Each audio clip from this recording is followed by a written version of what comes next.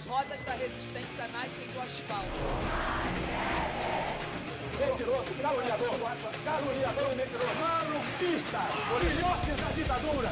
Todos encontraram na ditadura. Cuba no era el primer país agredido. Cuba no era el primer país en peligro de ser agredido. E aí, meus queridos e minhas queridas, está começando mais um Materializando a História.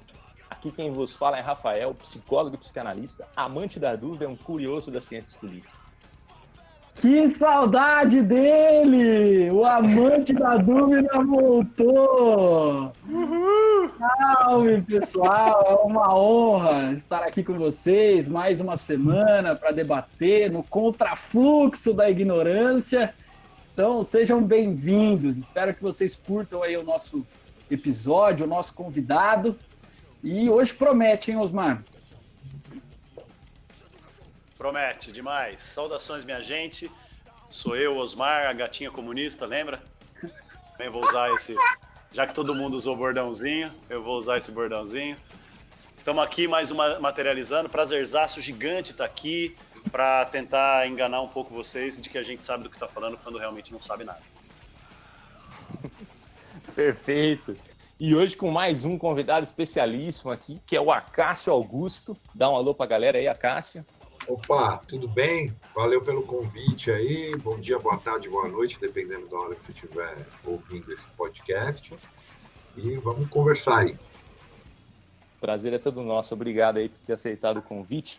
O Acácio, que é cientista social formado pela PUC, mestre e doutor em ciências sociais pela PUC também, PUC São Paulo, e atualmente é professor de Relações Internacionais na Unifesp, né? Bom, no episódio de hoje a gente vai falar sobre movimento antifascismo e revoltas contemporâneas, mas antes vamos ao nosso quadro de agradecimentos aí, o toque da caixinha, que o Cláudio sempre nos alegra aqui ao avisar, e fazer só antes da gente passar para o toque da caixinha, fazer uma menção ao nosso querido Arthur, né, que é o editor, compositor, sonoplasta, violonista, musicista, o cara que faz o programa... Hã? O único sério aqui. Basicamente, como você está entendendo, a única pessoa que trabalha aqui, né? Exatamente. Mais do que a única pessoa que trabalha, é a única pessoa que sabe o que está fazendo. Que sabe o que está fazendo, exato. Que faz o programa ser palatável para o nosso público. Muito obrigado aí, Arthur. Vamos lá aos agradecimentos, então. Eu queria só agradecer e falar que quem foi contemplada da vez... Osmar, Rafa e Acácio, foi a Alessandra Meirelles Pinto, que venceu o nosso sorteio do Manifesto Comunista, que rolou no Twitter. Ela é de Cariacica, no Espírito Santo. Então, o livro já foi enviado. Então, espero que chegue antes do nosso episódio ser publicado, inclusive. Então, um abraço para ela aí, que curta a leitura. Salve para o Espírito Santo. Morei 3 anos lá. Da hora. Nossa. Da hora, muito bom. Tem um agradecimento aqui também, Rafa. Manda ver. Eu queria agradecer a uma ex-aluna que entrou em contato comigo essa semana, que passou, a Bárbara Fonseca Finardi, aí de Araras, deve morar pertinho de vocês aí. Ela me encontrou no Messenger do Facebook, né? A minha rede social, a rede social dos idosos. E aí ela me disse, cara, eu tava ouvindo o podcast e percebi que o Osmar do podcast é você, não é? Eu professor e tal. Eu falei assim, porra, sou eu mesmo. E eu fiquei mó feliz, troquei mó ideia com a Bárbara, saudade dessa moça, muito gentil. Então, obrigado, Bárbara, pela audiência, obrigado pela lembrança também, pelo carinho. Beijão pra você. O Osmar aqui do Oeste Paulista inteiro, cara, 90% foram alunos dele. Segundo um camarada nosso, o Felipe, eu escolhi fazer história na faculdade porque quando eu estudei tinha passado tão pouco tempo que era curto o curso. Eu tinha uns 10, umas 15 páginas para estudar só. Mas se alguém do Oeste Paulista falar que nazismo é de esquerda, a gente já sabe de quem é a culpa, né?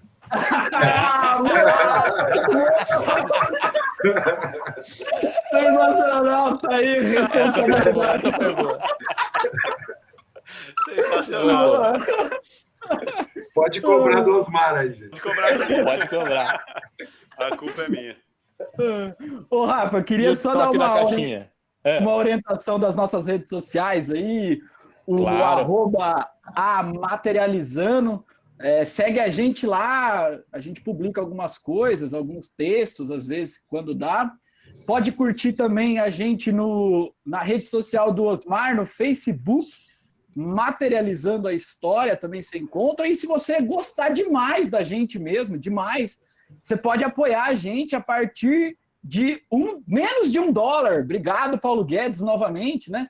Menos de $1 por mês, e você já vai ajudar imensamente a gente montar o nosso grandioso estúdio aqui, quando tudo voltar ao normal, se é que um dia voltará. Né? No apoia.se/materializando a história. E agradecer quem está apoiando a gente desde sempre também, que é sempre uma honra.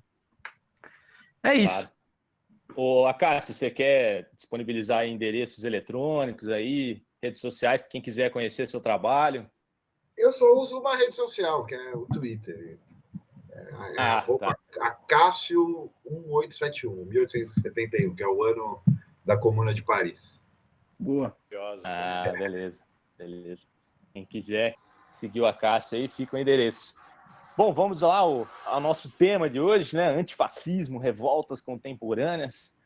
Então vamos por partes. Em meio a essa pandemia aí do coronavírus, temos a pantomima dos presidentes. Acabou libertando aí vários... Tá gastando, hein?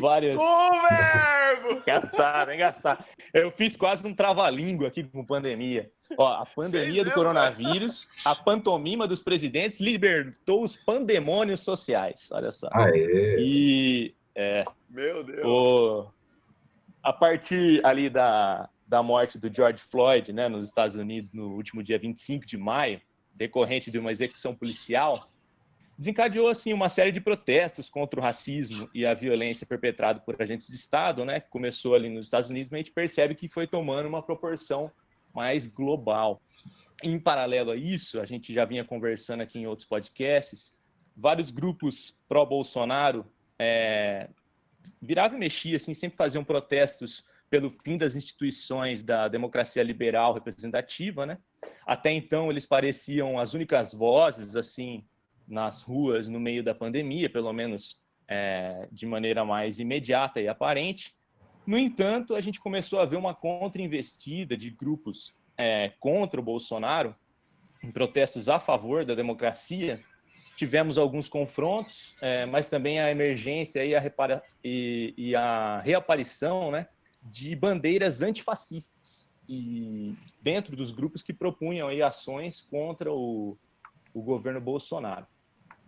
Antes da gente aprofundar a questão mais imediata assim, do nosso debate, eu vou fazer um convite aí aos nossos companheiros historiadores e o glorioso Acácio aí, para a gente fazer uma delineação um pouco mais conceitual, Acácio. Sim, pensando o antifascismo no que ele é hoje, né? Na sua visão, quais seriam assim os pontos de aproximação e de distanciamento em relação ao antifascismo que a gente viu ali nas décadas de 20, de 30, né? Como que você faria aí o que é o antifascismo hoje, como que ele apareceu aí nesses movimentos mais recentes, e no que ele se aproxima ou distancia do passado? Assim, a rigor, usar o termo fascismo para definir o que a gente vive hoje é, ao mesmo tempo, interessante, quer dizer, aproxima uma compreensão do ponto que a gente se encontra nesse crescimento do conservadorismo ultraliberal e das democracias que se tornam cada vez mais regimes autoritários, sem necessariamente se configurarem como uma ditadura, né? Como foi durante todo o século XX, que é sempre importante a gente lembrar isso, né? Há uma espécie de idealização da democracia, mas se a gente olhar para o século XX, a gente viveu mais períodos ditatoriais do que propriamente períodos democráticos, né? A gente tem desde o nome que colou, né? Colou não, né? Por uma série de razões históricas aí que a gente não vai destrinchar, o fascismo passou a ser o termo que designa esses regimes autoritários, mobilizadores, populistas e que vão fundir, né, a organização estatal com a sociedade civil, tomando o nome da experiência italiana. Mas a gente teve vários regimes que poderiam ser chamados de fascistas ou que tinham uma certa relação com o fascismo, uma certa proximidade. Então, o salazarismo português, o franquismo espanhol, né, o próprio nazismo alemão. Né, há um longo debate sobre... Quer dizer, não há um longo debate, há mais ou menos um consenso, principalmente a partir do Boris Fausto, que o varguismo brasileiro não seria um regime fascista, mas é inegável que ele tinha elementos fascistas de mobilização, de discursos longos, inicialmente de ter usado quase que milícias paramilitares, que eram os integralistas, e depois ter suprimido essa milícia para a instauração definitiva do que a historiografia chama de Estado Novo. Então, eu acho que quando a gente olha para esse conservadorismo autoritário, ultraliberal, às vezes o uso do termo fascismo pode atrapalhar, né? Porque tira um pouco o foco da especificidade do momento histórico que a gente está vivendo. Isso é uma primeira coisa. No entanto, é inegável a emergência de grupos, partidos políticos, lideranças governamentais que não só guardam similitudes, né, não só guardam semelhanças com o que foi a experiência do fascismo histórico, como, em alguns casos, reivindicam essa história. Né?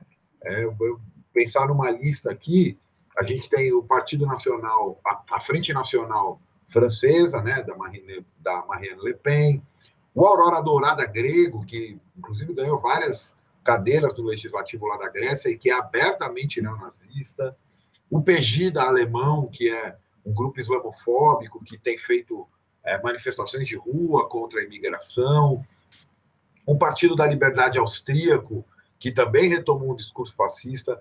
Uma das experiências mais radicalizadas é o atual governo polonês, que é do Partido Lei e Justiça, a Liga Norte-Italiana, do Salvini, né? E as figuras que são, às vezes, até mais ubuescas do que propriamente remetendo àquela figura do líder que a gente tinha no fascismo, que a gente vai chamar aqui de fascismo histórico, né? Mas figuras que lembram muito essa postura ditatorial dessas lideranças do século XX, como o Viktor Orbán na Hungria, o Vladimir Zelensky na Ucrânia, o Erdogan na Turquia, um dos que eu acho mais parecidos com o Bolsonaro, que é o Rodrigo Duterte nas Filipinas, recentemente a Jeanine Áñez, né, que assumiu por meio de um golpe na Bolívia, e, claro, o nosso outro dia chamado por Trump de Javier Bolsonaro, né?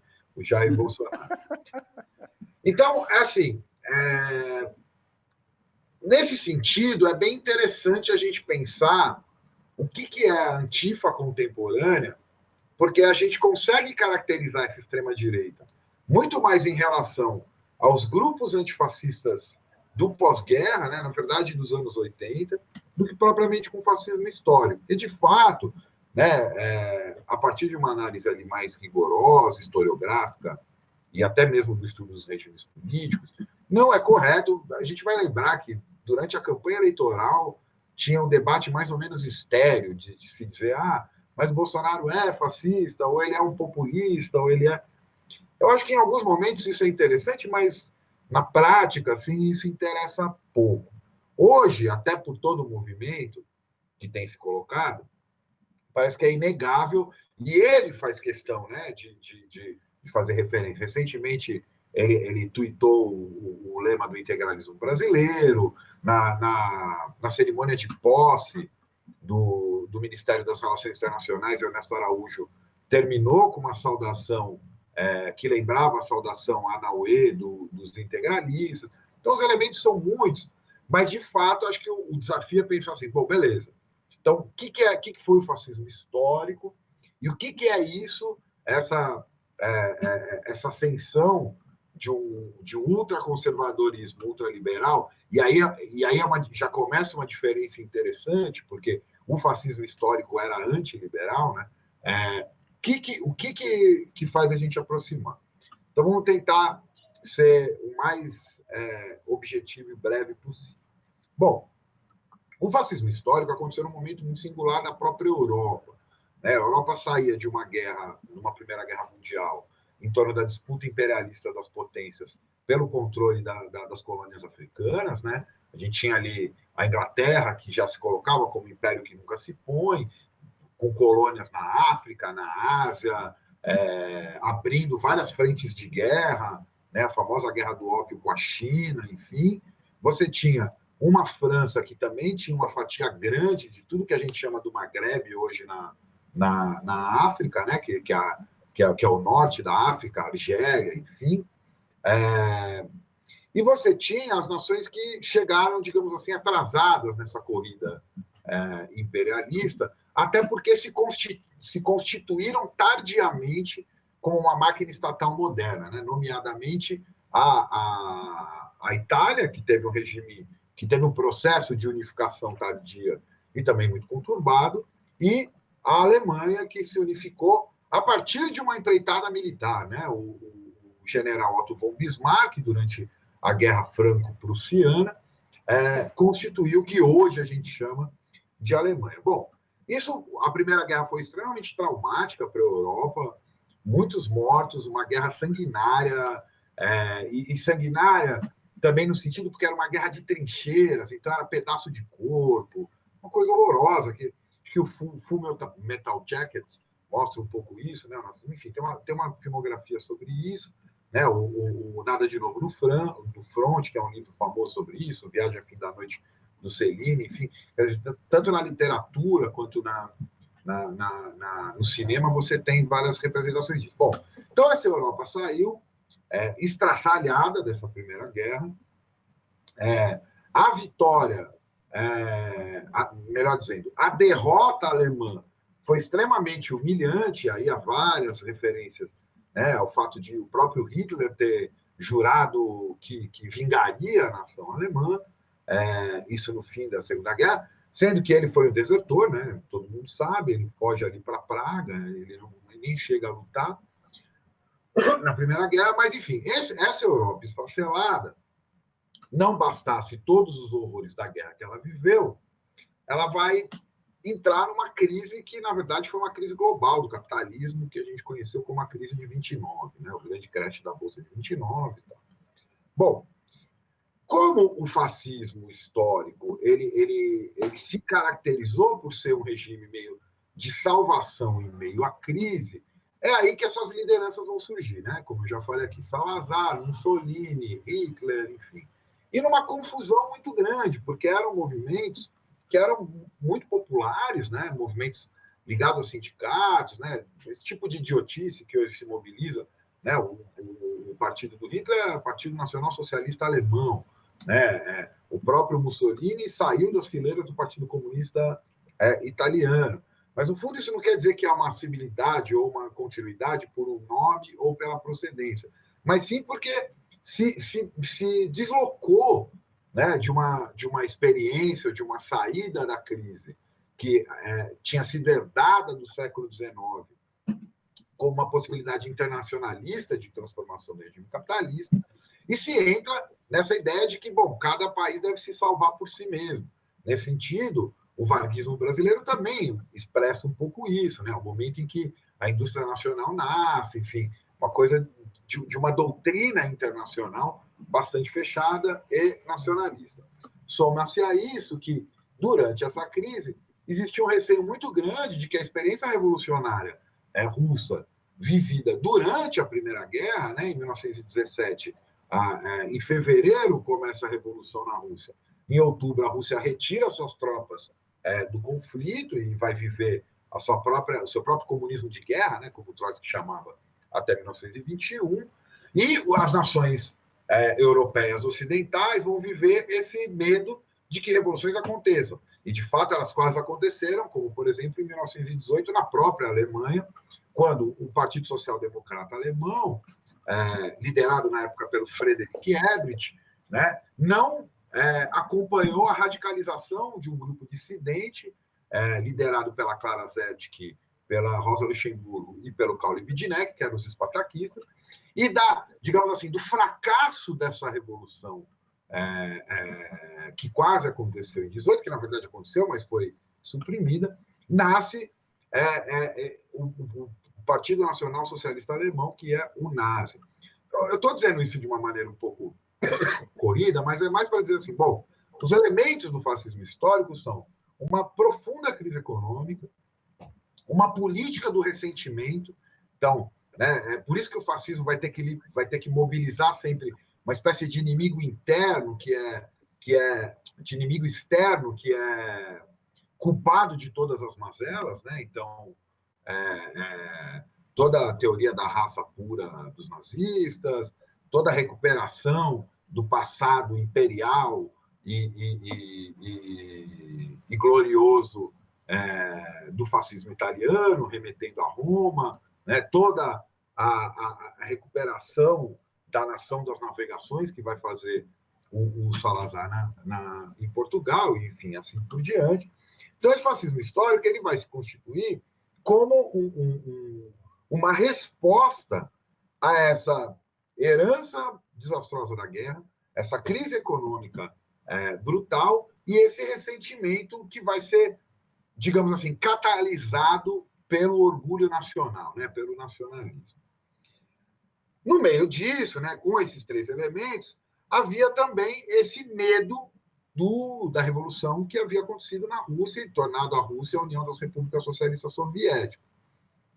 Há alguns autores, por exemplo, no campo das relações internacionais, tem um historiador chamado Edvard Karr, que tem um famoso livro nomeado o 20 anos de crise, que inclusive vão tratar esse período entre a Primeira e a Segunda Guerra Mundial como um período só, né? E, na verdade, não exatamente duas guerras, mas uma única guerra que teve um pequeno intervalo entre uma e outra. Bom, e esse elemento do medo da revolução que havia ocorrido ao leste da Europa é um elemento importante, inclusive para entender, digamos assim, a tolerância, a leniência que os liberais vão ter com a emergência desses líderes autoritários, né? Muitos autores, tipo Ludovic von Mises, vão dizer, olha, eu não sou muito fã do nazismo, do fascismo, mas ele é melhor que o totalitarismo soviético, então, de repente, ele pode ser uma solução temporária que vai conter essa ânsia revolucionária do proletariado e depois a gente restitui essa história. Bom, eles não contavam que uma dessas figuras, nomeadamente o Hitler, vai ter um arrobo imperial e não mais imperialista. O que isso significa? Não se trata mais de dominar os territórios para além da Europa. O Hitler queria construir um império de 100 anos dominando a Europa. E, de novo, como o problema era com a fronteira leste e um acordo, uma espécie de tratado de paz entre Hitler e Stalin já tinha sido estabelecido, quando, por exemplo, Hitler invade a Polônia, né, a Inglaterra e a França não vai falar porra nenhuma, vai achar que tudo bem. Bom, deixa eles lá, deixa esse maluco contendo o avanço do comunismo para cá. Só que quando ele invade a França, a coisa começa a ficar um pouco mais séria e por aí estoura a Segunda Guerra Mundial. Bom, claro que isso é muito mais complexo do que eu estou falando aqui, mas eu estou destacando os elementos para chegar no seguinte ponto. Bom, se constitui uma guerra de nações na Europa, e, de um lado, vão estar as forças aliadas, né, num primeiro momento articuladas politicamente pela Inglaterra, na figura do Winston Churchill, e que depois vai trabalhar longamente para trazer o Roosevelt, né, presidente dos Estados Unidos, para essa aliança também, e se constituiu o que ficou conhecido como o grupo dos aliados, que era a Inglaterra, os Estados Unidos e a União Soviética, as três grandes nações ocidentais e seus países satélites, né? O Brasil entra depois, enfim, que vai enfrentar o que eram chamadas de as forças do eixo, né? Que era a Alemanha nazista, a Itália fascista e o Japão, que também estava vivendo uma experiência imperial autoritária. Bom, acontece que todo mundo sabe o resultado dessa história, né? Na verdade, o Hitler acaba perdendo a guerra no mesmo fronte que Napoleão perdeu no começo do século XIX, que era o fronte leste com a Rússia. Então, do ponto de vista militar, não há a menor dúvida de quem derrotou o nazismo foi a União Soviética.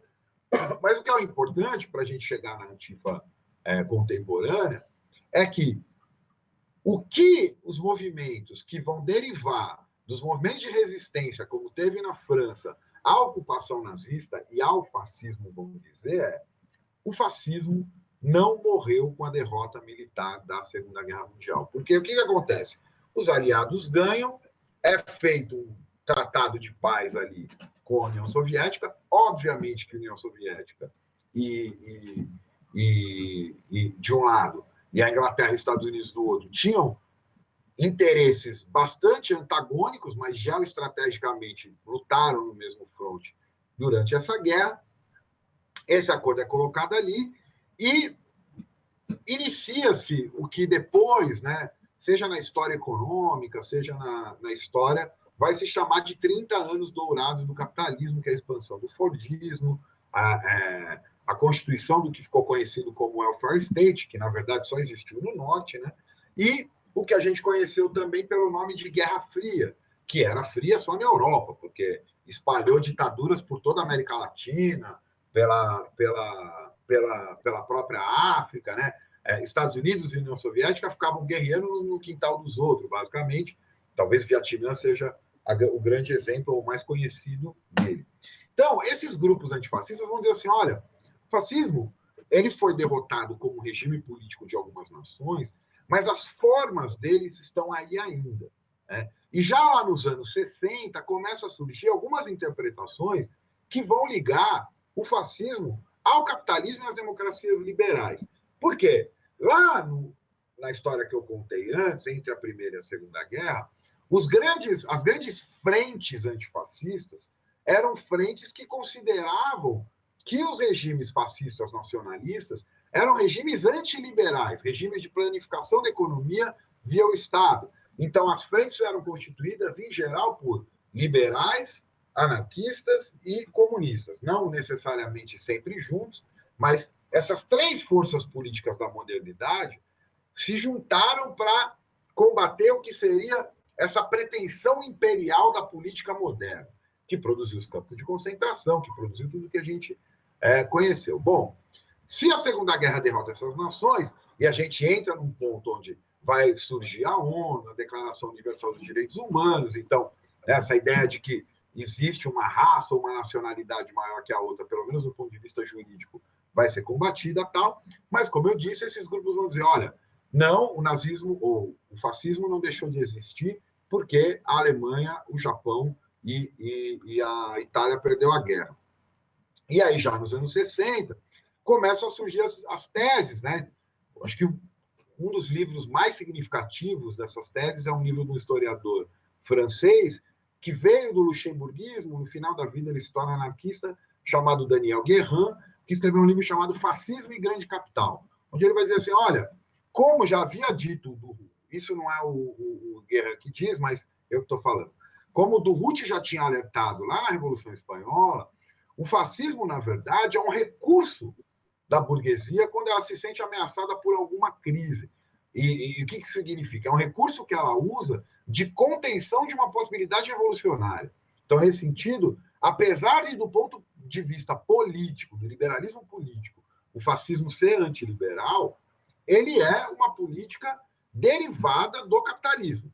Isso vai aparecer com a famosa frase do Durruti, nenhum governo combate o fascismo até o final, porque a burguesia sempre recorrerá ao fascismo quando sentir os seus privilégios ameaçados, ou numa outra frase famosa, que circula mais nos meios marxistas, que é a frase do Bertolt Brecht, que diz que a cadela do fascismo está sempre prenha dentro do capitalismo. Bom, esses grupos dos anos 60 vão radicalizar isso, né? Autores dos chamados pós-estruturalismos vão começar a trabalhar com uma noção de microfascismo, né? Quer dizer, com fascismo que se manifesta no corpo, nos gestos, na maneira de se portar, inclusive identificando condutas fascistas nos meios de esquerda, né? Até o uso da palavra fascismo, ele inclusive se vulgarizou um pouco por causa disso. Na França, em meios de esquerda, chamar uma outra pessoa de fascista é tipo um filho da puta, entendeu? Vai tomar no seu cu, fascista. Né? Não tem esse rigor conceitual. Mas, lá para os anos 80, e aí a gente chega na Antifa contemporânea, você vai ter, derivado da cultura da subcultura, da contracultura punk e tal, esses grupos de afinidade que vão se chamar de antifas. Eles vão circular principalmente, então, em movimentos de ocupação, movimentos autonomistas, movimentos anarquistas, menor número em movimentos comunistas mais autonomistas, digamos assim, e também, em alguma medida, em torcidas de futebol. E eles vão dizer o quê? Bom, a gente não combate o fascismo porque ele é antiliberal. A gente combate o fascismo porque ele é um tipo de comportamento político presente nas democracias liberais contemporâneas que promove a supremacia branca, o heteropatriarcado, o ultranacionalismo, o autoritarismo e o genocídio. E eles passaram a usar uma política que era a seguinte: onde o fascista falar, a gente vai calar ele. Vai calar de que maneira? Das maneiras que forem necessárias. Inclusive admitindo, embora não seja essa a principal característica de um grupo antifascista, o confronto físico, que acontecia muito nos anos 80, 90, no Brasil nos anos 90 e 2000, com minorias abertamente fascistas ou neonazistas, como, por exemplo, os skinheads white powers ou os carecas do subúrbio aqui na cidade de São Paulo. E eles vão fundar essa política antifa a partir da promoção de material educativo, né? Então, fanzines, panfletos, dizendo, o perigo do fascismo está aí, e ele se manifesta na homofobia, na misoginia, no racismo, no sexismo, né? Ele não é mais esse monstro liderado por Mussolini ou Hitler, mas ele é essa coisa que perpassa as relações sociais o tempo todo. Então, uma das táticas é essa. Uma outra tática das antifas é o que se chama de doxing, né, que é revelar publicamente a relação que figuras têm com grupos neonazistas. Isso era muito comum nos Estados Unidos, né, figuras, empresários, políticos, que eram ligados à Ku Klux Klan e tal, e numa época onde era meio vergonhoso ser nazista, infelizmente parece que deixou de ser vergonha, mas enfim. Eles revelavam isso. E um que dá uma polêmica, que talvez a gente possa conversar também, que é o impedimento de fascista falar. Né? Quer dizer, não assumir o absolutismo da liberdade de expressão liberal e dizer assim, não, um fascista não fala por um motivo muito simples. Porque se ele fala, todas as outras vozes vão calar. Então, em nome da liberdade de todas as outras vozes, o fascista não pode falar. E aí o que acontece, né, para terminar essa primeira parte? Quando a gente tem, depois da crise de 2008, uma espécie de febre de manifestações anticapitalistas, herdadas lá do movimento antiglobalização, que remete ao zapatismo, ao autonomismo que vinha do final dos anos 90, começo dos anos 2000, depois da crise de 2008, a gente vai assistir riots de rua na Grécia, a gente vai ter, já em 2008, em dezembro de 2008, a gente vai ter a Primavera Árabe, o Occupy Street, o Indignados e tal. Então, de novo, e aí começam as analogias possíveis, tomando todos aqueles cuidados que eu falei no começo, de novo, no momento de crise profunda do capitalismo, na verdade, uma crise que muitos acreditaram que seria o fim do neoliberalismo, e não foi, ele está aí. Movimentos de contestação anticapitalistas vão crescer. Só que esses movimentos não produzem a transformação radical que eles propunham. No máximo que eles conseguem fazer é criar novos partidos, tipo Podemos na Espanha, Syriza e tal. E aí o rebote a essa, de novo, insurreição fracassada, para usar uma concepção meio benjaminiana do fascismo, né? O Benjamin dizia que todo movimento fascista nasce de uma insurreição fracassada. Qualquer semelhança com o junho de 2013 no Brasil não é mera coincidência. Então, não foi junho que produziu o Bolsonaro, não foi junho que produziu o golpe, mas foi a contenção contra-insurrecional a junho que fez aquilo surgir, embora eu acho que junho ainda está em aberto. Então, esses movimentos que vão acontecer em 2010, 2011, 2012, vão receber uma contra-resposta, que aí sim é o crescimento de uma nova direita, chamada de Alternative Right, ou Alt-Right, lideradas por figuras como Steve Bannon e tal, e eles vão começar a ganhar governos, que são esses governos que eu listei aí, o Trump, o Bolsonaro e tal. E aí, a Antifa, que estava mais ou menos esquecida, que estava ali atuando nos seus grupos radicais, porque aí sim, né, Diferente lá do fascismo histórico, a Antifa contemporânea ela é anticapitalista, libertária, anti-autoritária e nada liberal. Quer dizer, não existe mais a relação que existia com a confiança no liberalismo político anterior. Esses grupos começam a atuar porque eles começam a dizer, tá vendo? Tudo aquilo que a gente falou de que o fascismo estava aí à solta, está aparecendo. Está aparecendo no Trump, está aparecendo no Bolsonaro e tal. Foi, inclusive, esse momento que levou o Mark Bray, que escreveu o manual antifascista da América do Norte e da Europa, a querer produzir esse livro. Ele entrevistou uma série de antifas na Europa, no Canadá e nos Estados Unidos. E aí, na posse do Trump, isso estourou com aquele vídeo maravilhoso que eu amo. Podem chamar de apologia à violência, eu não acho que seja, eu acho que aquilo ali é um ato de autodefesa, que é uma das grandes figuras da alt-right estadunidense, que é o Richard Spencer, estava no meio da posse do Trump na calçada, dando uma entrevista para a Fox News, quando ele toma um murro de um antifa praticando a tática Black Bloc ali. Bom, de lá para cá, isso começa a crescer, no Brasil começa a aparecer entre as torcidas de futebol, que não existia, então começa a aparecer dentro da democracia corintiana grupos que se dizem antifa, na torcida do Palmeiras aparece a P16, a Porcomunas, na torcida do São Paulo aparece, no Santos aparece, então estou falando de São Paulo que é minha referência, e, claro, né, Bolsonaro ganha nesse clima, a opinião pública aqui ainda era mais bunda mole que a opinião pública estadunidense, então ainda não tinha coragem de chamar o Bolsonaro de fascista, mas aí quando começa essa história de minorias tomarem o espaço público, né, pedindo volta do AI-5, fechamento do STF, fechamento do Congresso Nacional, essa coisa da Antifa se recoloca e a gente está onde está, né? Simultaneamente, aí por uma coincidência, reaparece, como o Osmar lembrou na abertura, as antifas nos Estados Unidos, no bojo dos protestos antirracistas contra o assassinato do George Floyd. E aí a gente poderia dizer que a antifa contemporânea, para fechar, então, é uma certa visão política que reconhece que o fascismo não foi derrotado na Segunda Guerra. Essa certa visão política se organiza em grupos de afinidade, não como uma organização articulada, não é um partido, para combater o racismo e a supremacia branca, a misoginia e o sexismo e os derivados, que são a homofobia, o machismo e assim por diante, e o autoritarismo do regime estatal. Então, essa é a antifa contemporânea que tem... isso que é interessante falar, tanto do fascismo contemporâneo quanto do antifascismo contemporâneo. Ele não é a repetição do que aconteceu naquele momento. A história não se repete. Nesse sentido, eu discordo tanto do Hegel quanto do Marx.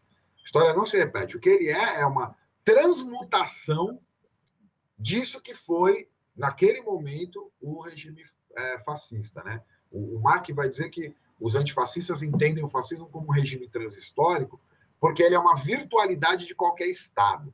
E é nesse sentido que ele reivindica a frase do Ruth para dizer que os únicos que combatem o fascismo até o fim são os anarquistas por serem antiestatais. Isso é discutível. Ponto que nos encontramos hoje. Chame de fascismo, chame de batata, nabo, quiabo, o que vocês quiserem.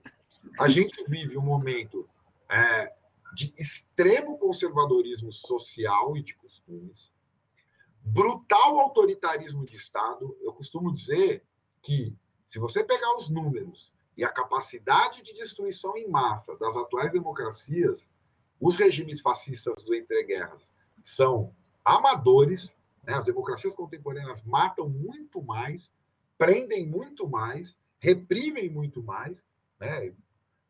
Isso é uma coisa que a gente pode conversar mais para frente, por isso que nós chamamos lá no Lazintec, que é meu laboratório da Unifesp, isso de democracia securitária, porque é democracia, tem voto, tem liberdade de expressão, tem toda essa palhaçada que eles vendem, mas se sair da linha é pau, e não é só sair na linha politicamente, é em vários sentidos. Então, de fato, a gente vive um momento de ascensão inédita desses grupos, ganhando eleições em tudo quanto é lugar, né? A gente vive no Brasil num governo mais militarizado do que o governo durante a ditadura civil-militar de 64 a 85.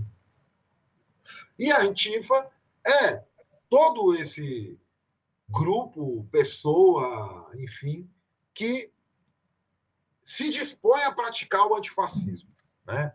Que não é necessariamente socar fascista na rua, pode até ser, né? Mas que está ligado com produzir informação, produzir alertas, enfim, ou no limite, como aconteceu há 3 domingos atrás, pelo menos aqui em São Paulo, né? Quando o fascista pisar na rua, produzir uma marcha maior para fazer ele recuar, que é, inclusive, um grito de guerra comum em manifestações antifa, que é levantar a mão e falar recua, fascista, recua, recua, porque ele não pode falar. Ufa, foi meio longo. Valeu, valeu. Nossa, foi bom, levantou um monte de coisa. Acho que nós vamos sair na mão agora para decidir quem é que vai falar primeiro, né? Pode ir, Osmar, pode ir. Manda ver. Vai na paz. Vai na paz. Sim, bom, eu anotei um monte de coisa aqui, eu fico até... Tem que escolher. Mas eu queria puxar o fio um pouquinho, Acácio, da questão do junho de 2013. Das jornadas de junho famosas, né, que começaram como um movimento dos estudantes e acabam se desdobrando e virando muitas coisas e nenhuma coisa ao mesmo tempo. É bem essa caracterização que você propôs, de que de certa forma, uma rebelião fracassada, né? Houve ali o embrião de uma percepção desarticulada, de certa forma, né? Não tinha uma organização propriamente que pudesse produzir um movimento de fôlego mais amplo, mas ao mesmo tempo era anti-institucional, na medida em que não estava questionando exatamente um governo ou outro governo, quer dizer, começa ali, né, pelos 20 centavos do transporte público, mas na real mesmo era crítica a toda a precarização da vida que o modelo neoliberal vinha multiplicando e vinha aprofundando na realidade do povo brasileiro, especialmente do povo de São Paulo, né, que era, na época, a prefeitura governada pelo PT, o governo do estado comandado pelo PSDB e o governo federal comandado pelo PT também, né? Depois isso vai isso não, né? Mas uma vertente desse sopro rebelde de 2013, ou desse grito, se preferir, vai acabar dando espaço para o crescimento de um antipetismo, né? E até um antitucanismo também, né? Essa falsa dicotomia entre PT e PSDB vai ser absolutamente rechaçada pelas pessoas, não só nas urnas, porque na eleição de 2018 o PT ainda foi para o segundo turno, mas o PSDB teve o maior coalizão eleitoral possível, com o maior tempo de televisão disponível na história, eu acho que da redemocratização do país, conseguiu ter o maior fiasco eleitoral. Mas não era só no plano eleitoral. Essa recusa a essa política pseudo-democrática baseada na dicotomia PT-PSDB se manifestava na vida mesmo, nas conversas com as pessoas, no local de trabalho, nas escolas, enfim, na percepção geral da sociedade sobre a realidade. Era um reflexo de que, na verdade, a sociedade brasileira já não suportava mais a farsa da conciliação de classe que se desenvolveu a partir do sistema de acordos estabelecidos lá na Constituição de 88, na redemocratização. E o que me chama a atenção é que, a partir disso, tem uma narrativa muito forte em parte da esquerda institucional, que às vezes é denominada como a esquerda liberal, ou uma certa centro-esquerda, sei lá qual é a denominação que nós vamos dar, né? Batata, nabo, tomate, o que seja, de que junho de 2013 foi o embrião do bolsonarismo, né? Então eu vejo essa narrativa muito forte dentro das pessoas e grupos políticos ligados ao PT, com quem eu tenho algum contato, que eles dizem claramente que aquilo foi o início de uma onda, na época já se falava isso, né? Uma onda conservadora, que na verdade se revelou uma onda fascista. E nós, que temos um olhar um pouco mais, né, dessa esquerda mais radical, a gente lê junho de 2013 como um negócio que estava em aberto e que e que poderia ter sido o embrião de processos revolucionários, não fosse talvez o fato de que toda a dinâmica dos movimentos sociais e a dinâmica dos grupos populares organizados acabou sendo meio que congelada e paralisada exatamente pela ideia de que o governo do PT supostamente seria a esquerda no poder, e a esquerda no poder precisa de apoio, não de combate. Então, quer dizer, junho de 2013 acabou não tendo a perna para ter um caráter de radicalização, a perna política e a perna de apoio popular para ter um caráter de radicalização. E aí a leitura enviesada dessa esquerda da ordem é de que, não, na verdade, isso sempre foi um movimento anti-esquerdista, né? Ou anti-transformação social, ou anti-revolucionário, ou contra-progressista, sei lá eu que nome a gente vai dar. E, para terminar essa colocação, isso me fez pensar muito em uma das características que eu considero importantes dentro do que eu entendo por fascismo, que é a capacidade que o fascismo tem de esvaziar conceitos e ressignificá-los. Então, por exemplo, quando o Bolsonaro vai lá e fala assim, nós vamos armar o cidadão de bem para a defesa da liberdade, o nosso ouvido da esquerda crítica ou da esquerda radical ouve isso como um absurdo. Porra, Bolsonaro, você não está armando as pessoas para, defendendo o armamento das pessoas para defender a liberdade. Você está querendo formar milícia fascista. Você está querendo formar. Está querendo formar uma base social armada para sustentar a violência da escalada do autoritarismo que você está promovendo e querendo amplificar. Mas é porque o nosso ouvido, ele está, treinado para escutar a liberdade, ou como a liberdade do liberalismo, que é a liberdade individual, como a liberdade da tradição socialista, que é a liberdade coletiva de se livrar da exploração capitalista, e de construir alternativas libertárias a partir dessa noção do combate à exploração capitalista. Mas não é disso que ele está falando, porque o que ele faz? Ele esvazia a ideia de liberdade e ressignifica como outra coisa. A liberdade passa a ser, então, o direito de defender o privilégio do grupo que eu faço parte contra o que ameaça esse status quo conservador. Ou seja, a liberdade é a liberdade de eu, cidadão de bem, da família tradicional brasileira, temente a Deus, é a liberdade de eu me armar para defender o que é bom, correto e justo. Então, isso não é liberdade no nosso ouvido, isso é fascismo. Mas isso é ressignificado como liberdade, e aí a gente que fica nessa busca de uma narrativa, não a gente aqui, óbvio, mas essa esquerda da ordem que fica na busca de uma narrativa que tenta enquadrar tudo o que aconteceu na enorme diversidade de afetos políticos que estavam ali em junho de 2013 como uma prévia da ascensão fascista, acaba alimentando a legitimação desse próprio discurso. Quer dizer, se nada pode ser lido a partir do que a gente compreende como a liberdade, como esses movimentos de combate do status quo, porque na época o status quo era petista, então talvez o Bolsonaro tenha razão. Na verdade, nós estamos mesmo, nós, os bolsonaristas, nós, os neofascistas, talvez nós estejamos mesmo defendendo a liberdade. Então eu queria saber de você, como é que você vê isso, como é que você lê essas contradições do processo? Não, então, eu acho que assim, tem uma coisa que daria um outro programa aqui, que é discutir junho, cara? Eu discordo radicalmente, como você disse aí, dessa leitura petista de que junho foi o começo do golpe. Enfim, isso é uma redução muito grande de acontecimento que eu registro nessa onda de insurreições pós-crise de 2008.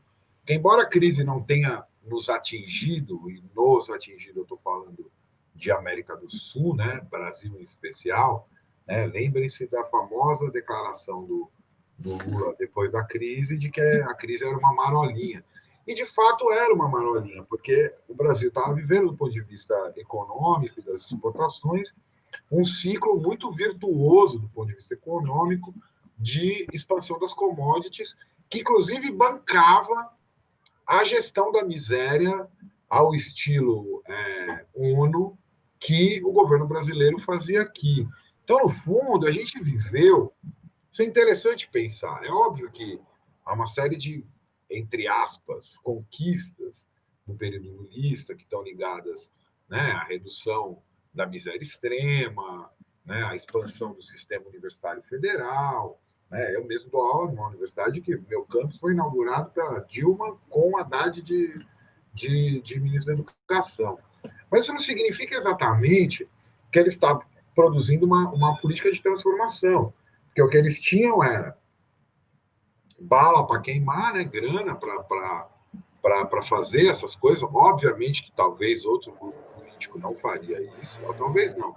Pensando no Brasil, certamente não. Eu adoro uma frase do Maurício Strattenberg, o senhor já faleceu no final dos anos 90, acho que o grande responsável pelo que se chama de marxismo heterodoxo aqui no Brasil, que ele dizia assim, o Brasil é o país dos liberais que não liberam nada. Né? Então, no fundo, quem acaba fazendo o que seria assim, reformas elementares de uma democracia liberal, tipo reforma agrária, expansão do ensino.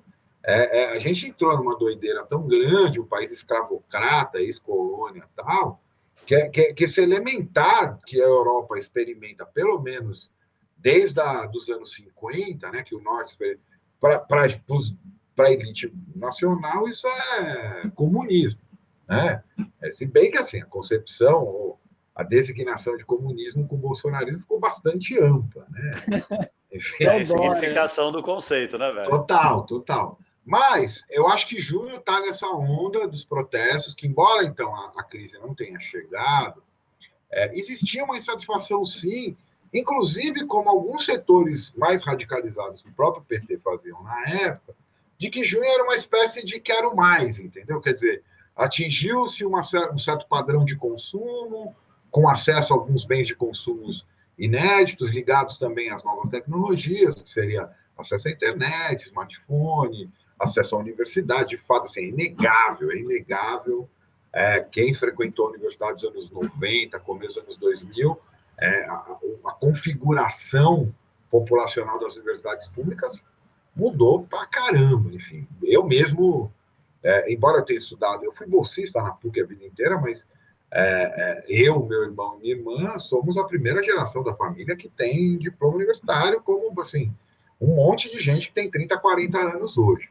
Bom, então, embora tudo isso, eu acho que junho teve essa característica, e junho, eu faço uma leitura bem Foucaultiana de junho, junho foi um acontecimento, né? Não igual a maio de 68, mas assim, como maio de 68 também foi um acontecimento. O que eu estou querendo dizer com isso? Ele abriu uma série de possibilidades que o que é interessante nele foi ter aberto as possibilidades. Para onde elas foram, isso não diz muito respeito. Eu sempre gosto de lembrar, maio de 68, que é tão aclamado, foi seguido de uma extrema reação conservadora. Na verdade, o neoliberalismo, ele dentre outras coisas, né, detonado ali pela crise do petróleo, né, no começo dos anos 70, ele é a reação à transformação libertária que o maio de 68 levou no mundo inteiro. Né? A gente fala maio por causa da França, mas 68 estava com o movimento de direitos civis nos Estados Unidos, estava com os movimentos contra a ditadura aqui no Brasil, e é louco que é um ano efervescente de lutas que termina com um rebote assim, cruel. Né? 13 de dezembro de 1968, após ter tido a Marcha dos 100 mil no Rio de Janeiro, a gente tem um AI-5 no Brasil. Né? O governo de Gaulle vai liderar a reorganização lá da França. Né? Os Estados Unidos vai pegar uma sequência aí de presidentes conservadores. Né? Já nos anos 70, o Nixon, com toda a retórica de guerra às drogas, na sequência dele o Ronald Reagan. Na Inglaterra a gente vai ter a Margaret Thatcher. Então, junho tem essa característica, que ela é muito diferente de maio de 68, mas tem essa característica de efeito muito parecido. Né? E o que aconteceu aqui foi que o fato do governo ser um governo que era ligado aos movimentos sociais de esquerda, isso tornou a coisa muito pior, porque o governo fez o que qualquer governo faria, que é reprimir as manifestações. Tipo, quem não acha que faria isso, entendeu? Não, porque dali é duas uma, entendeu? Ou o governo abraçar as ruas e a gente ia ter tido uma revolução, ou aconteceu o que aconteceu. E aí eu gosto de separar esses efeitos de junho em pelo menos 3 momentos diferentes, né? Um primeiro momento é o próprio junho, então é essa abertura que a gente também ficou olhando muito para os efeitos institucionais, cara. Junho produziu secundaristas, junho produziu uma expansão do movimento feminista, junho produziu a expansão dos movimentos antirracistas, esses coletivos todos que existem hoje, tudo isso é mais ou menos produto de junho também. Então não é só o Bolsonaro que saiu de lá, e eu acho que ele não saiu de lá. Vou explicar. E aí a gente tem um segundo momento. O segundo momento a gente tem que lembrar que junho também animou todos os protestos contra a Copa e tal, e o PT, apesar dos pesares, e olha isso, ele reclama tanto de junho, mas ele foi reeleito em 2014. E o problema não foi junho. O problema foi que um certo acordo nacional tácito de alternância de poderes foi, digamos assim, num primeiro momento não quebrado, mas o que aconteceu foi o seguinte, né? Existiu uma gestão geral da miséria aqui, onde estava mais ou menos acordado que ora governava o PSDB e todas as forças satélites dele, ora ia governar o PT e as forças satélites dele, e já tinha um monte de cientista político na época já querendo fazer analogia com o que seria o café com leite, né? Não, que seria o Partido Democrata e o Partido Conservador aqui, quer dizer, não era bem doida. Mas o que acontece, que eu acho mais decisivo, né, e aí eu acho que 2014, 15 é o segundo momento aí importante, é que ganha, mas ganha muito apertado, né? E ganha já, assim, numa retórica de confrontação, e desde do primeiro governo Fernando Henrique, volta a se fazer política nesse país, porque não se fazia política. E, na verdade, o que essa extrema-direita que vai dar no bolsonarismo faz é lembrar a esquerda que política é disputa. Política não é um grande acordo que você sempre faz a todo momento com oligarquias e, enfim, tudo isso que a gente podia falar. Não é diálogo, né, Cássio? É diálogo, mas ela é, em alguns momentos, confrontos, disputa de interesse. Né? E aí eu acho que a merda, e aí sim, aí eu diria que é a procedência do bolsonarismo.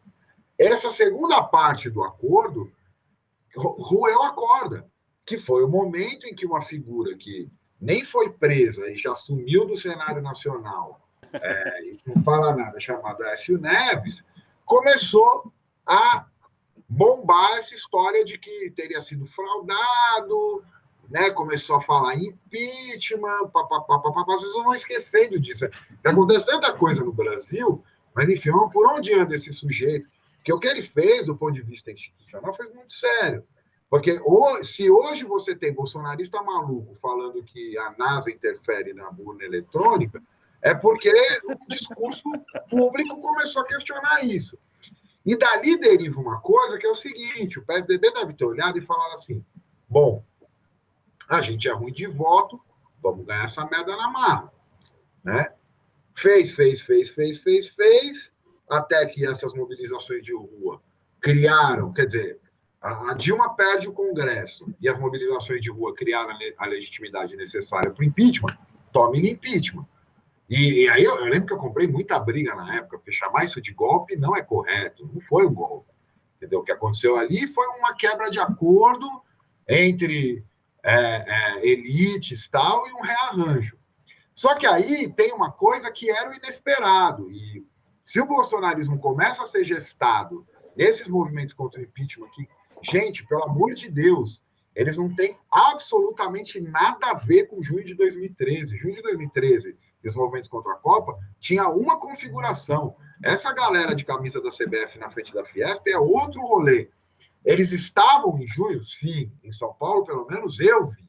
Eu estava na rua e vi. Aliás, eu lembro, se eu não me engano, no dia 17 de junho, quando tem a manifestação para comemorar que a tarifa tinha caído, A Fiesp projeta uma bandeira do Brasil no prédio deles ali, e eu lembro, aí vai ter que confiar se eu estou falando a verdade ou não, eu lembro de ter olhado e falado, puta que pariu, fudeu. Porque mesmo os grupos ligados ao MBL, aqui, em grupos satélites, começaram a frequentar as manifestações, distribuindo panfletos antinacionalistas, tipo, um patriota é um idiota. Eu lembro de ter feito lambe disso e tal. Bom, aí começa a surgir, e aí o bolsonarismo tem uma coisa que é muito brasileira, que é o seguinte, todo mundo sabe, e aí todo mundo tem que dar o braço a torcer, aquele maluco astrólogo que fica lá nos Estados Unidos falando merda, e ele falou isso mais de uma vez, e o Bolsonaro foi o único cara que levou ele a sério. E por mais que ele fale merda nisso, eu sou obrigado a dizer que ele estava certo. O Brasil é um país extremamente conservador, em vários sentidos. O que o Bolsonaro fez foi dar forma política para esse conservadorismo difuso, que já colou no Ademar de Barros, já colou no Maluf. Gente, vocês são no interior de São Paulo, não preciso ficar explicando isso para vocês, entendeu? Negócio de que viado tem que morrer, que bandido é vagabundo. Puta que pariu, meu. Meio oeste brasileiro. Entendeu? São Paulo. É o que mais tem, assim. A gente pode brigar com a realidade.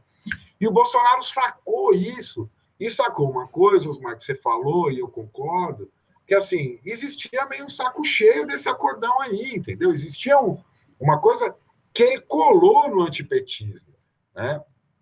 E, ao colar no antipetismo, ele produziu algo que as forças em torno do PSDB não esperavam, entendeu? Tipo, o Bolsonaro é meio um efeito, eu acho, né? Posso estar errado, mas o Bolsonaro é um pouco efeito colateral desse rearranjo.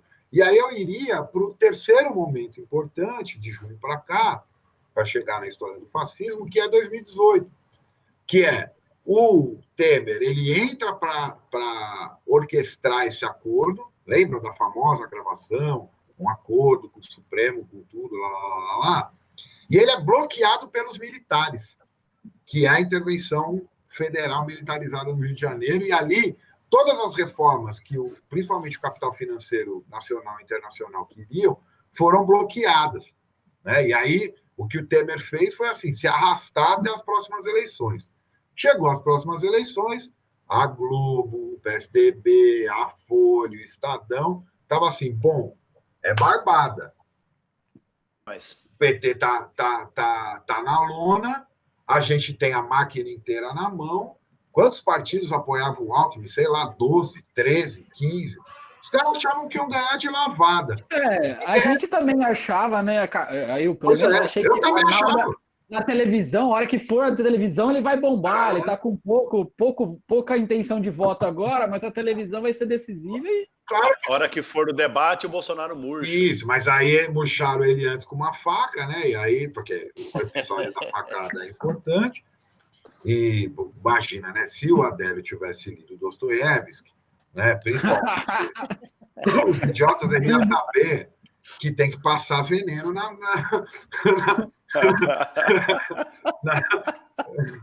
faca. Sensacional. O veneno faz o resto. Não passou veneno, estamos aí, né? Estamos nós passando veneno. Não, então, aí, só para fechar, e aí o que acontece, né, cara? Esses caras foram pro pau, né, cara? Porque eles ainda vivem de ilusão. Ainda existiu a ilusão de que o Moro, o Guedes, e o Bolsonaro, pelas conexões, inclusive, da família dele, ele é parte desse projeto internacional da alt-right, cara. E assim, ele é muito louco, tipo, nesse sentido. Ele não abre mão, entendeu? Pensa o Lula. O Lula fez a carta aos brasileiros, o Lula deu vários recados de que ia ser tudo bem. O Bolsonaro não cede, ele aplica o programa dele o tempo todo e está tentando levar aí. E aí, o que isso tem a ver com fascismo, para terminar, né? No capítulo 4 do Mark Bray, que chama 5 Visões Históricas para os Antifascistas, cara, as 5 se aplicam a esse processo que eu acabei de descrever, que a primeira as revoluções fascistas nunca foram bem-sucedidas, os fascistas alcançaram o poder legalmente pelo voto, check 1, né? 2, Muitos líderes e teóricos antifascistas do período entre guerras não levaram o fascismo verdadeiramente a sério, até que fosse tarde demais. Check 2.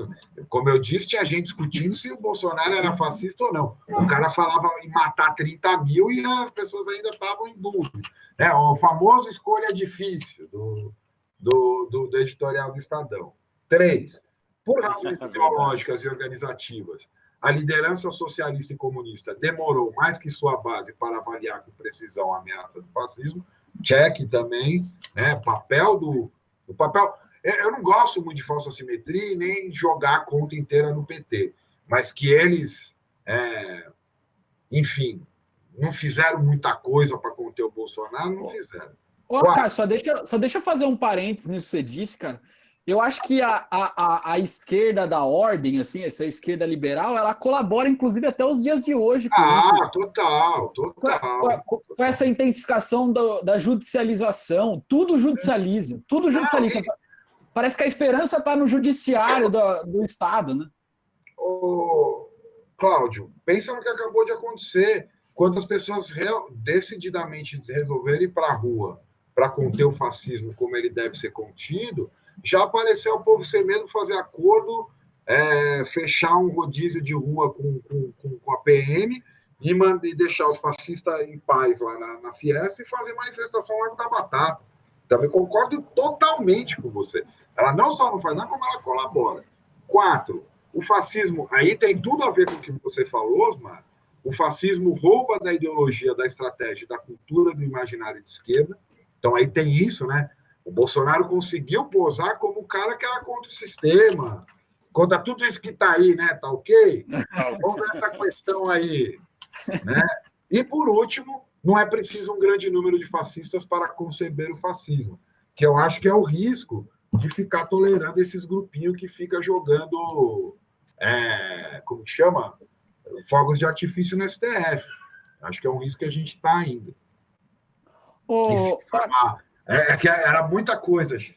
Não, tá 10, tá bom demais. Acácio, eu também tenho várias coisas para perguntar, mas vou tentar focar em uma coisa, né?